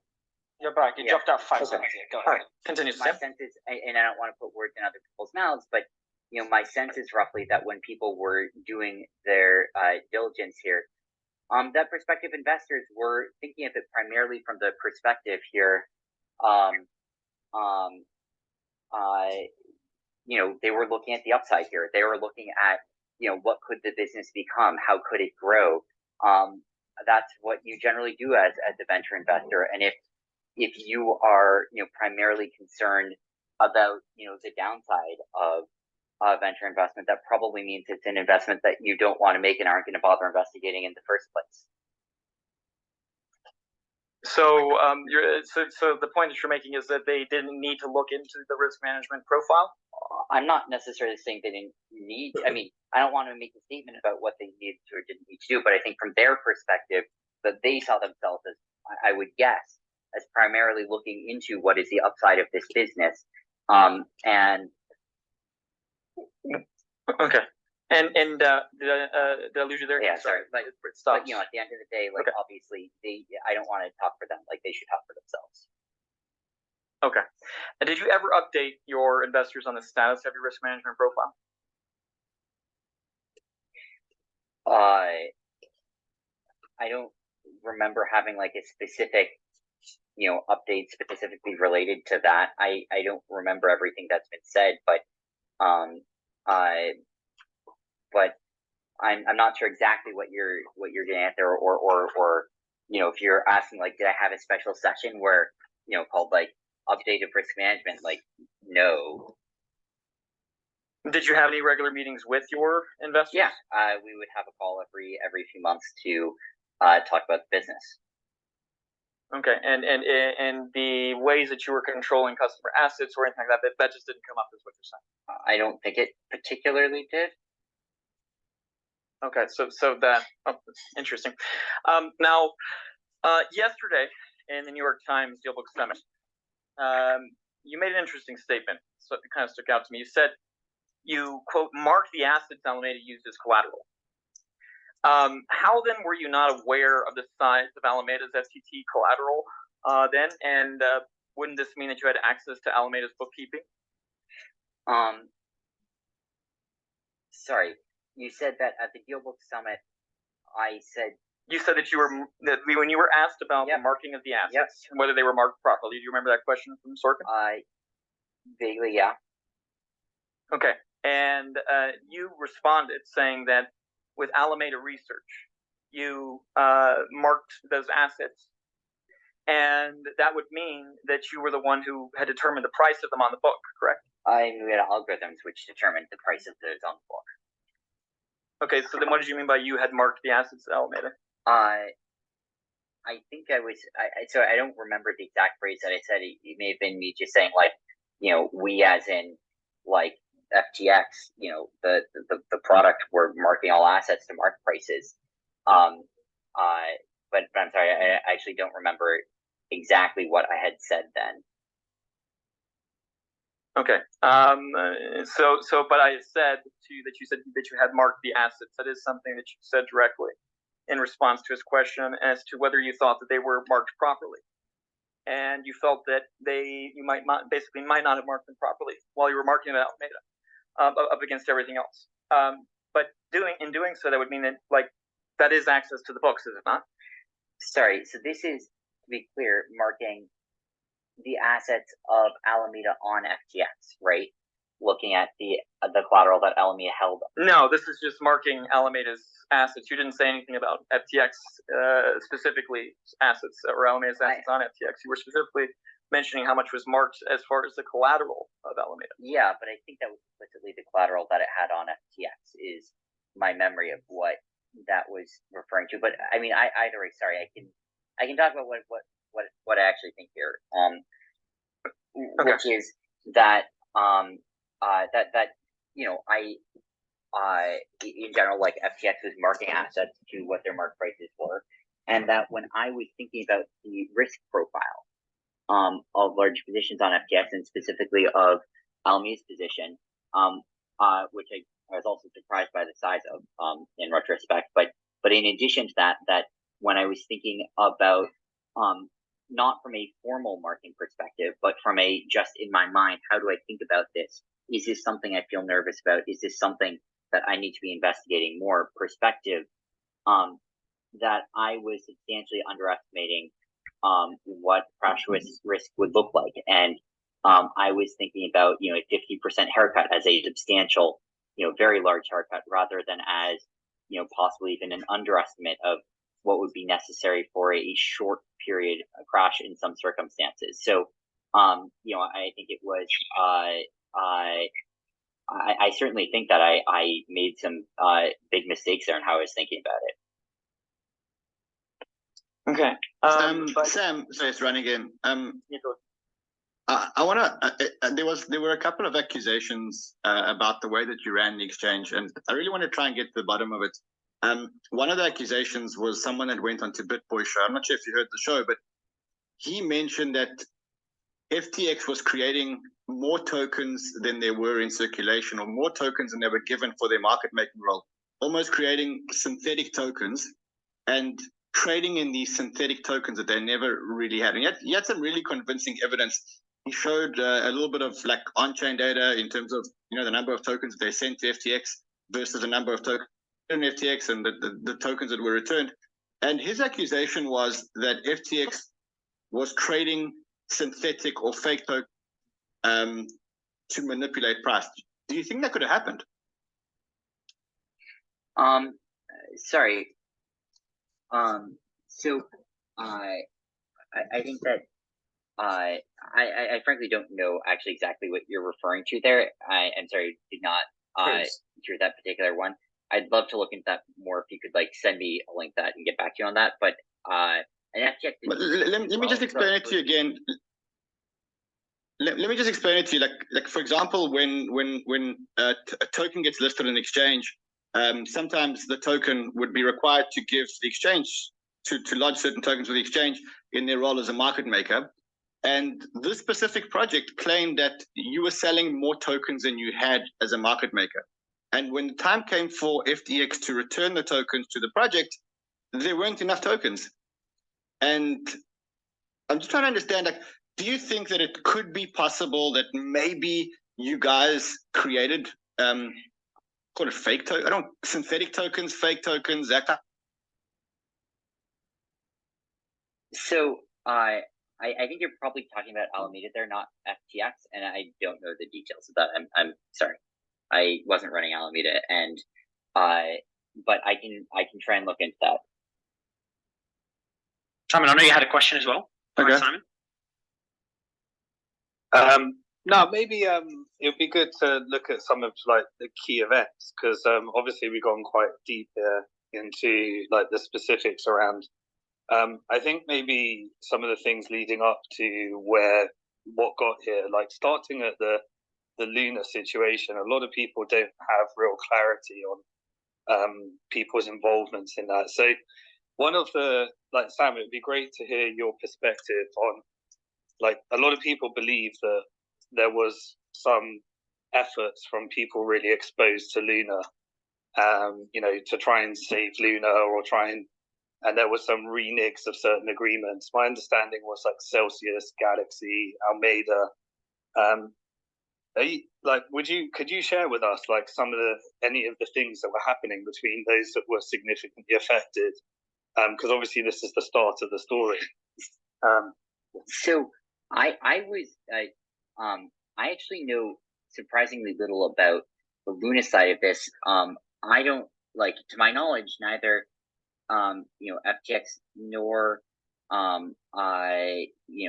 nor Alameda were particularly involved in Luna. Obviously, the market crash was quite relevant for them in the industry as a whole. But I don't think that there's that much specific, if any, specific Luna involvement. I think that there were. I guess I think that there were a lot of. There are obviously a lot of blowouts in borrow lending desks around then that came from sort of secondary exposure to Luna, flowing through Three Arrows and other places. But I don't know much outside of that. Do you know anyone that made significant money from the Luna collapse? Was there a way of shorting the stable coin on using any of the products on FTX? I think there are probably a lot of good arbitrages to do. I do think that is likely the case, and I think that things were just not trading really exactly in line for most of that period. So yeah, I think they're really good trades to do then. Did you have any like meetings yourself or anyone in the team you know about, like with like Alex Majinsky, people from Celsius, you know, Novogratz, or any of these people that were deeply affected by it? Was there any kind of meetings that you know about where people were trying to figure out what to do? Because there's like rumors that you know, when Celsius decided to try and get out for some of their clients, that was like a renege of some kind of agreement, and that upset a lot of people. Do you know anything about that? I don't. I mean, obviously I had some meetings with like borrow lending firms around that time, around the troubles they were facing, but I don't unfortunately know anything about you know, things specific to really like the Luna side. So I've got Simon. I've just sent you through a username. Chairman, I'll let you ask your question, man. Thanks for patiently waiting. Simon, I've sent you a username. Do you mind? Because my Spaces is glitching. Can you send them an invite up? I've just sent you the username. So to send an invite up, you got to click on the icon at the bottom, guests. Click on speakers and click on invite speakers and add the username. But Chairman, I'll let you ask your question, man. Yeah, Sam. Would you be willing to go on Up Only, hosted by Kobe and Ledger Status? Potentially. I suspect that I have been messaged about that. I'm sorry, I'm still digging through my my backlog of messages. But I'll try and put that on schedule. You gotta go on it. Come on. I've got another question for you as well, Sam. The tweet. So while Simon invites a guest to ask you a couple of questions, and I know you have to go over in about 5 to 10 minutes. There was a tweet on 11th of October. At some point, I might have more to say about particular sparring partner, so to speak. But you know glass houses. So for now, all I'll say is, well played. You won. Most will assume this refers to CZ, and would love you to elaborate on this. It's been a while since the tweet. Yeah, it was. I mean, look, mostly I screwed up, and like I feel incredibly bad about that, and it hurt a lot of people. And you know, whether or not it matters, I'm gonna do what I can to try and make it right. And I don't want to try and deflect responsibility from that. You know, obviously there are other things that also contributed to what happened, and you know, there was a pretty sustained PR assault, which I underestimated, and you know, underestimated the impact of, and underestimated the execution of, and I think that was quite impactful, and was, you know, what sort of lit the match here. But that didn't change the fact that I wasn't on top of my shit. Hey Mario, since he's leaving in 5 or 10 minutes, can I ask you a couple of questions? Yeah, sure. Go ahead, man. While we bring up the guest, go ahead. Fantastic. Hey Sam, did you or any of your business entities or family members ever make any donations to political parties or politicians on the Bahamas? I'm not sure, not to my knowledge. You can't just say that answer that with yes or no. I don't know of cases where we did. I mean, I wouldn't necessarily know if like someone had at some point made some donation on behalf of some entity. But like I don't know of that having happened. Okay. Have you and your lawyers been in touch with the U.S. Department of Justice about your case? I can't talk about, you know, any specific communications or lack thereof with specific, you know, regulatory agencies. But obviously we'd be, you know, looking to engage constructively if, you know, if and when that were to happen. You know, the reason why I'm asking is in several interviews you pointed out that FTX US has enough funds to pay US customers. Yes. Is that a strategy to ensure that the US Department of Justice doesn't charge you with a crime because the DOJ doesn't have jurisdiction over foreign FTX customers? I mean, it's a true fact. It's like FTX US was in fact a segregated business, and it didn't have, you know, any of the properties that led to the issues on FTX International. And so to my knowledge, it is solvent, and that doesn't take away what happened on the international platform, but at least it's something. Have you transferred funds to FTX US before the bankruptcy to enable this defense strategy? No, FTX US was, to my knowledge, always solvent. In some of the recent interviews, you used the phrase, "I don't have the details," 116 times. Why is it that you know so little about your own companies or even about the real estate deals that you facilitated for your parents? So, many of these things were things where I was not the one who was primarily doing them. And then many of these things are things where there exists data that would make it entirely possible to answer these questions. But unfortunately, I don't have access to that data right now. And you could ask the Chapter 11 team to try and get access to such data that might help answer some of these questions. But I don't have that data about my the companies that I started right now. Okay. I see Kim, if we can give CoffeeZilla the mic after this question, if you don't mind. Yeah, go ahead. Kim, last question. CoffeeZilla, the mic is yours. Two more things really quick. So you keep saying that you want to help your customers getting their money back. What are the concrete steps that you are taking?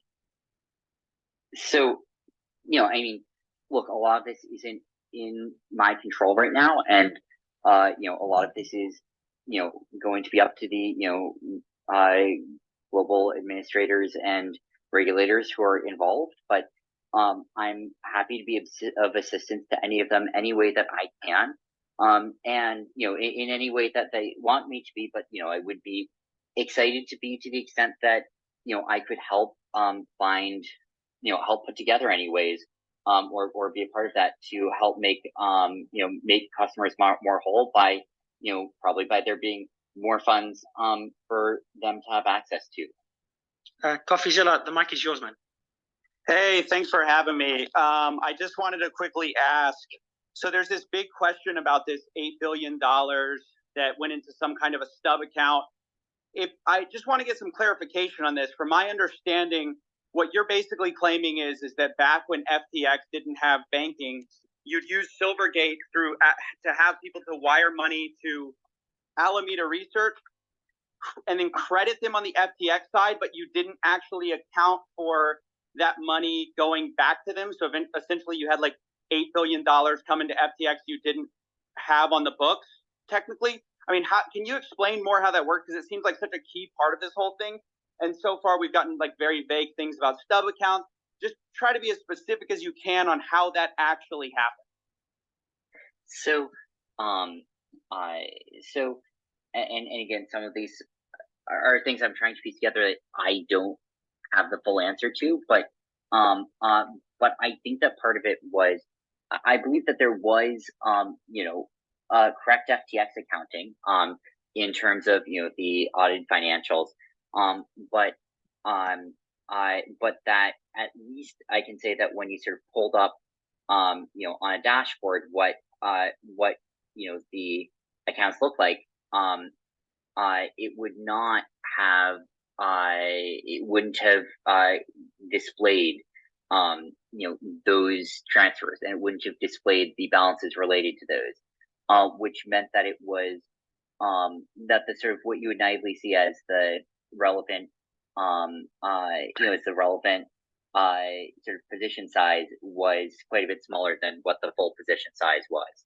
Specifically, you're talking about the funds that went into Alameda that was credited to on the customer side on FTX. Yeah, you're saying that basically when you looked at your dashboard, Alameda was using those funds to trade perhaps, but that ultimately you couldn't see that on the Alameda side because there was some kind of an accounting problem where there was a mix-up with where it was credited. Is that the story? Yeah, it's something roughly like that, or at the very least that the common displays of it did not include that piece of the accounting. A real quick second follow-up. So I've talked to a few Alameda insiders, and I've kind of run them by your story of things. I think you probably are aware. I'm pretty skeptical. And one of them, when I told them, like, sort of like, could it be that Sam wouldn't know about this? Somebody who worked with you, and they actually, like, they laughed and they said, there's no way he's claiming to be stupid now when he was like this genius wonder kid. And so my sense of things is, how do you explain this? How do you explain the fact that some of the people who worked with you for years, your employees, have come out and said, there's no way he didn't know about these back doors. There's no way he didn't know what Caroline was doing when you guys were very close.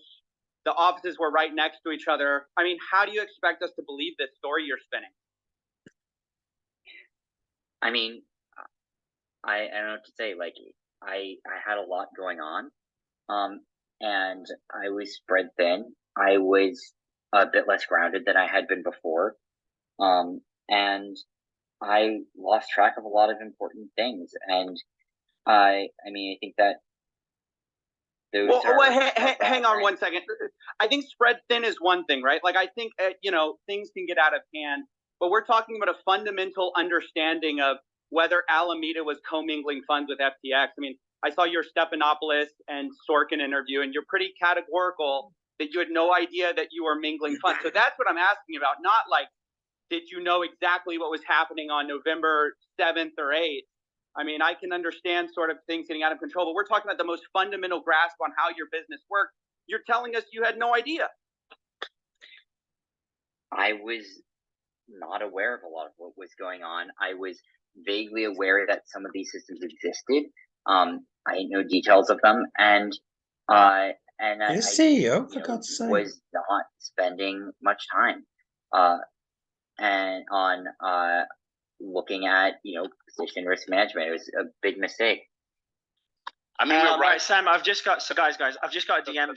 Sam has to leave. So guys, wait. Can I, Mark? Guys. Guys. I just got to end it, guys. So because Sam has been DMing me nonstop about having to leave, and I don't want to just drop out for the last 10 minutes, saying I have to leave. So Sam, the last question I wanna end it with is there's two camps right now. One camp is looking at this and saying, Sam. All right. So guys. So on one side, the audience, I'm looking at the comments, is like, hey, Sam is at least speaking despite lawyers telling him not to, and looking at this in a very positive light. On the other side, people are saying your answers are very calculated. You're dodging any tricky questions. And, this is all part of a plan to paint yourself in a better light. And I do have to admit, there are some answers where they're very, very calculated, and you try to dodge them in one way or another. So to conclude it from my end, what's next? What's next for you in the next few weeks? What can we expect? And what can FTX customers expect? Because you did say that FTX US, they should be made whole. FTX International, customers won't, I think, see 30 cents on the dollar. What can the people that were hurt by this?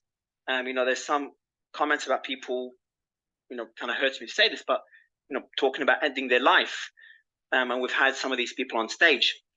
What can they expect over the next few weeks and months? And that question is for Sam, just for all other panelists, please. Go ahead, Sam. I mean, look, I'm incredibly sorry about what happened, and I know that doesn't change anything. I'm gonna do what I can, even if that's not much.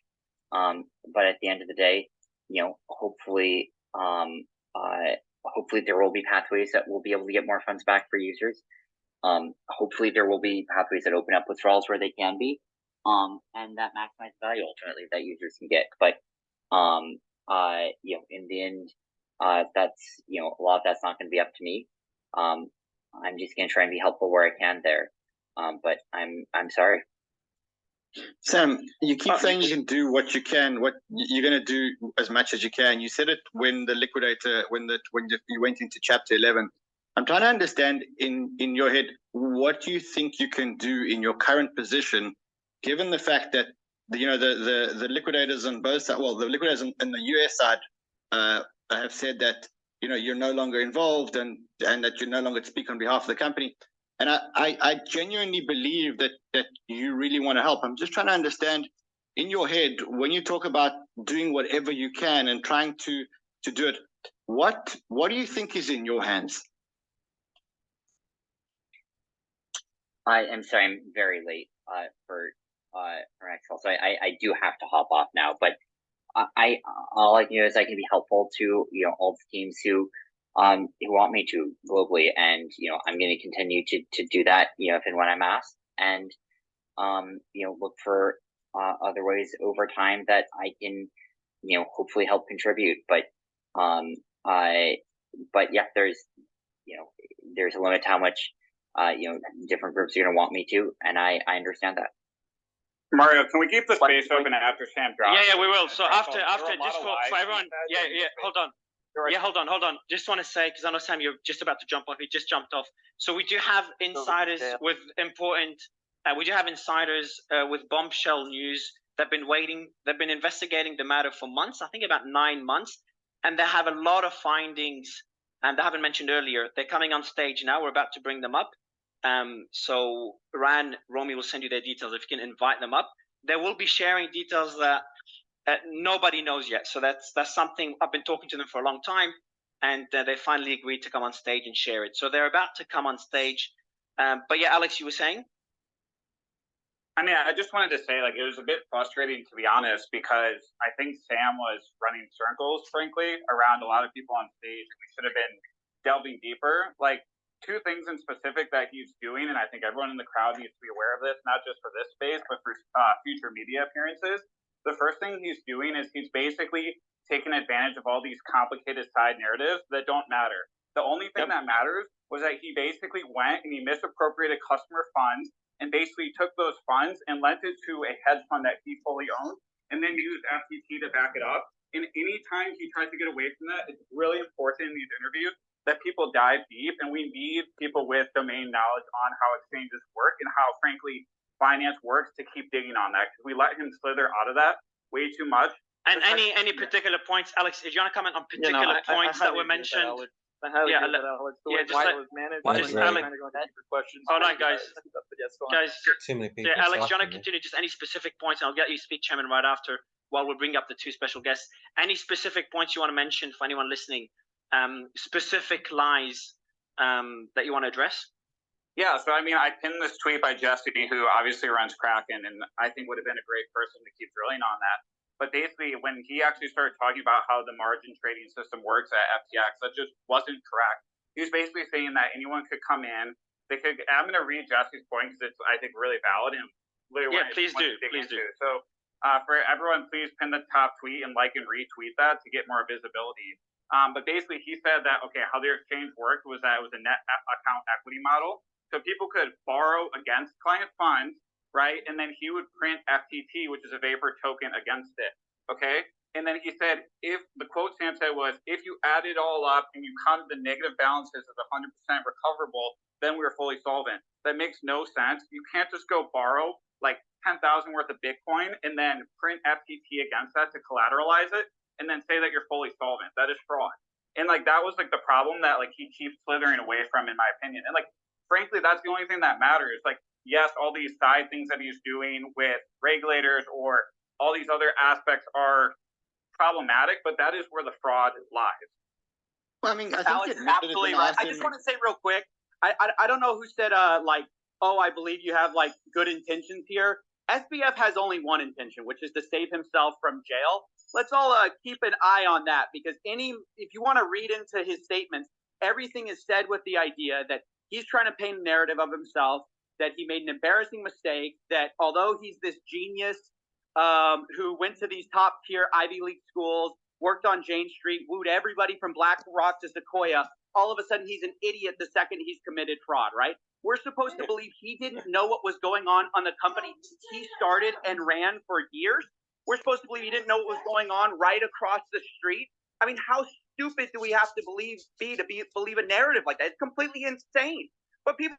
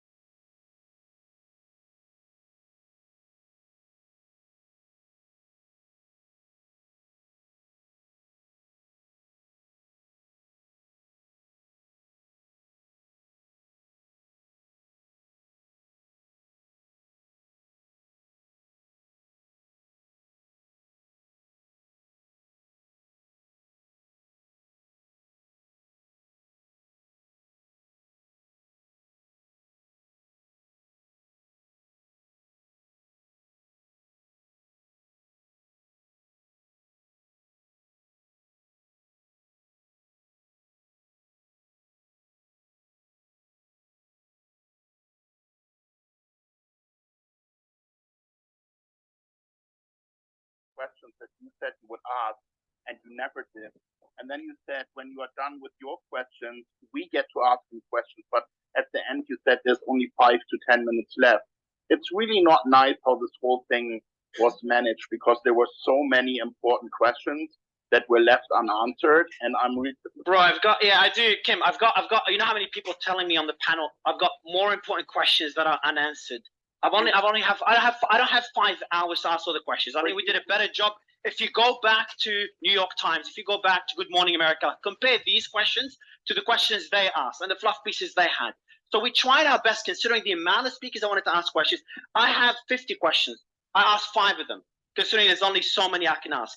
So Chet does a lot of interrogations. Yeah. So he was trying to pin him on a few things as well. Rand had great questions and brought questions from BitBoy as well. So I think, all of us have more questions. I have more questions I'm annoyed I couldn't ask as well. So it's something that it's a point that we can all make. But guys, I think to Coffee's point, we got him to admit that the money was double accounted for in Alameda and on FTX. He literally admitted it when I asked him the question. I said to him, is it possible that people were depositing money into Alameda, no money was flowing between FTX and Alameda, and people were trading as if they had money, and therefore you were double accounting on the money? And he pretty much said, yeah, that could have happened. That is probably what happened. I mean, beyond that point, he admitted that Alameda was taking money and they were crediting people on FTX, and then Alameda was still using the money. So they pretty much were creating fake money on FTX. He admitted it. Go back. I've got this thing on YouTube. Yeah, I'm going to cut out that. Rand kept taking it back to that key point, and we did get to the key point, which is that the spot and futures were commingled, and the bit that Jesse was trying to that we found out afterwards is these margin positions are you simply lending your Bitcoin to somebody, and somebody these are matched up on an order book peer to peer.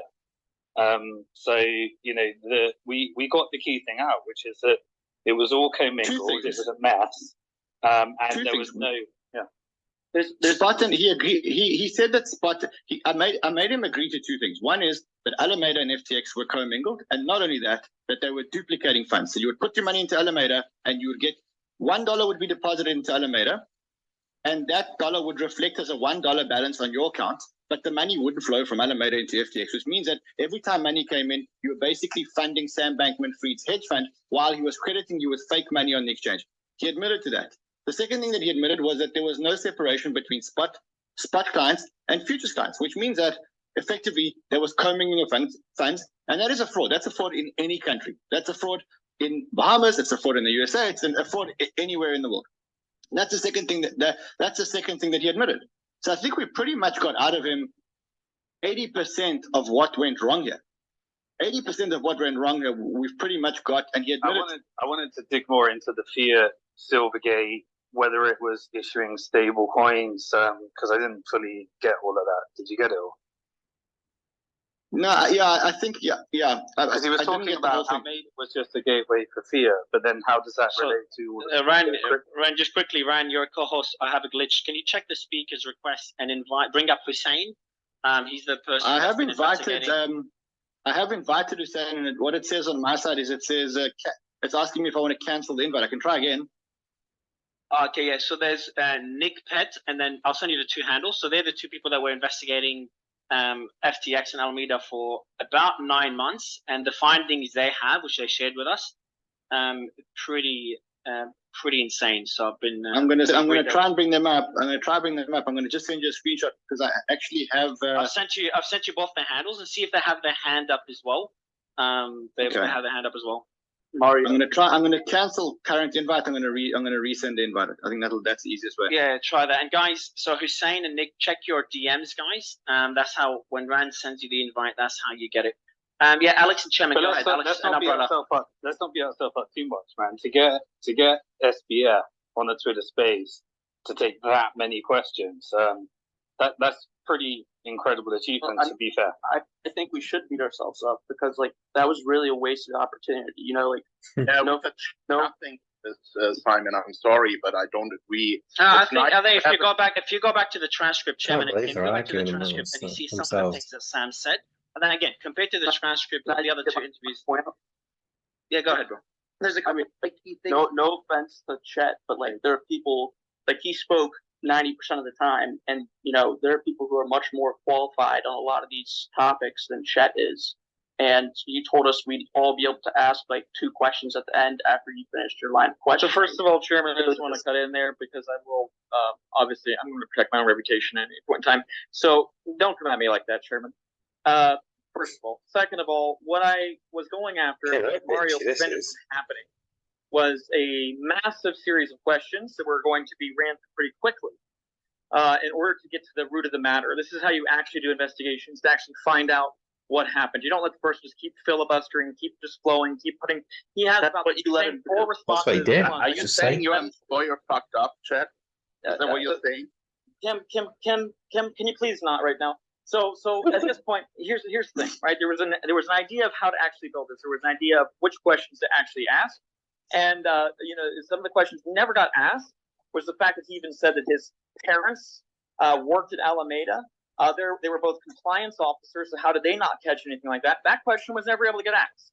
There's a whole bunch of questions that people don't understand that were actually coming into the fruition, never got a chance to because Mario decided to change up the entire way the space was going. I'm not happy at all with it, and I'm not pleased. All right, guys. So I'm trying to bring up Hussein. So how to go with Brand? Did it work? Is there? I have invited. I've got. There's an invite pending for Nick Peterson. And I'm trying to bring in Hussein, but it doesn't find him. I'm trying to add him on, but it's not finding him. See if you can find him in the audience. Go through the audience, and then I'm on it. Yeah, can I just go ahead, Alex. Quick thought. Look, I understand it's a highly emotional situation for everyone involved, right? And I think that has kind of spilled over. I think in terms of tangible advice, if one of these spaces is done again, whether Mario by you or anyone in the crowd, I think I'd have like 3 pointed pieces of feedback.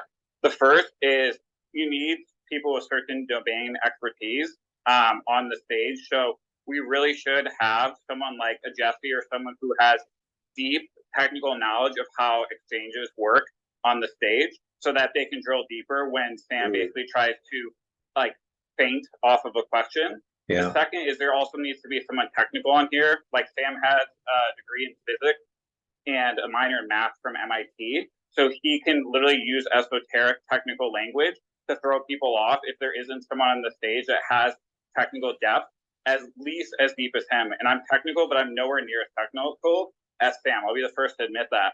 So that's the first thing, is get speakers with domain knowledge on here, specifically around exchanges and deep technical knowledge. The second thing would be, I get the point Chet was saying, which is, I think we have a lot of people on stage, and frankly, that's why I didn't talk till the very end, because I think it could really quickly go south, and Sam can take advantage of us all interrupting with each other, because it basically makes us look incompetent. And even right now, like, we're starting to turn on each other, which again further helps bolster his case. And then I think just the last thing to keep in mind is, again, we have to understand that Sam is doing this all for a reason. He is not a good person. He is a bad person who very, very likely committed fraud. I have to say likely because it's an ongoing legal case, right? And he's going to do anything he can to sway public perception. It's very unlikely that he's going to slip up. So I think part of the job here is to, like other people were saying, do not greet him with pleasantries. Do not be like, oh, you're a good person. We literally have to hit him hard, because ultimately it's about shifting social sentiment in these spaces more than anything. But I think if you want to I think you'll attract more. You'll attract more bees using honey. And the idea is, if you come in and attack him, he's not going to open up. And the idea is that if you encourage him, then he will open up, and he could start asking, and you could start asking some really cool questions. I think the one mistake that we made was that we went out on the attack, and we shouldn't have gone out on the attack. We should have gone out to have a conversation with him, and then when he was feeling more comfortable and less defensive, then we should have perhaps asked him some tough questions. Yeah, so I'm just trying to bring you Hussein and Nick. I've added you to the group with them, please, Ryan. I know you're trying to bring them up. Yeah, I'm guys, them on Twitter. Nick, try to leave. Exit the space. And then join back with a new invite that I sent you. Okay, so exit, guys. Nick and Hussein, exit, and then join back. Because There's no invite that makes me speaker. I mean, you're in the group on WhatsApp, by the way, Ran. Yeah. Because I'm really. So this is, you know, for anyone listening, all reporters and stuff, I think this segment is going to be probably more important to you than the interview with Sam, because you've got, you know, everything that they're going to say. They've got facts that they've collated over 8. I've invited you. I've invited you. Why did you Guys, have just these 2 seconds. people when, Guys, 2 seconds. Guys, 2 when- seconds. So just, sorry, go ahead, Chairman. And while Ran, you're trying to bring them up. Go ahead, Chairman. why didn't you have these people on when? Yeah, so that. So what I'm going to do is I'm going to yeah, stop they this. wanted I'm to going come on to after. That's record a this. different discussion. We This talked new about one, it in hopefully. depth on what